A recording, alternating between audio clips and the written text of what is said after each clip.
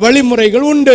1 நாளாகமம் 15வது அதிகாரம் 2:13 முதல் 15. 2வது வசனத்தை வாசி.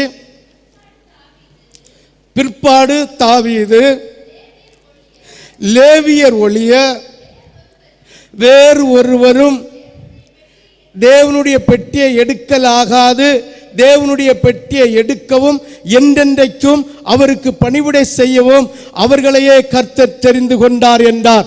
இந்த புதிய ஏற்பாட்டு காலத்தில் ஆண்டவராகிய தெய்வம் தெரிந்து கொண்டு அபிஷேகித்து ஆண்டவருடைய சாயலிலே மாற்றி தன்னைத்தானே அறிந்து தன் பாவத்துக்காக தன் சிலுவையை சுமந்து கொண்டு இயேசுவுக்கு பின்னால் போக துணிந்து சீசனாய் மாறி மூழ்கி ஞானஸ்தானம் எடுத்தவன் மட்டும்தான் கர்த்தருடைய உடன்படிக்கை பெட்டிக்கு ஆராதனை செலுத்த வேண்டும்.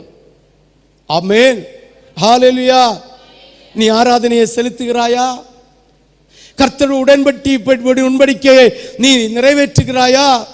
ஆண்டவருடைய உடன்படிக்கை பெட்டிக்கு ஏற்றது போல உன் இருதயம் உண்மை உள்ளதா இருக்கிறதா? உன் சிந்தனை பரிசுத்தம் உள்ளதா இருக்கிறதா? உன் வழி தேவ நீதியில இருக்கிறதா? இல்ல அயோக்கியத்திலும் அக்கிரமத்திலும் அநியாயத்திலும் ஆட்டம் போடுகிறீர்களா என்பதை நீங்கள் சற்று புரிந்து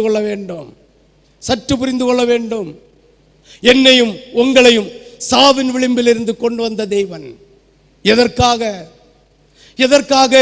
நீங்களும் நானும் நம்முடைய வழிப்படி திரிவதற்காக அல்ல.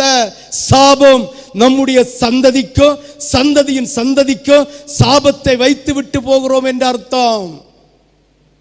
உங்களை பிடிச்ச பீட, உங்களை பிடிச்ச தீட்டு, உங்களை பிடிச்ச சாபம் உங்களோட போகல, உங்களுடைய தலைமுறைகளுக்கும் சம்பாதித்து வைக்கிறீர்கள் என்ற அர்த்தம். விசுவாசிக்கிறவர்கள் மட்டும் ஒரு அல்லேலூயா சொல்லலாமே.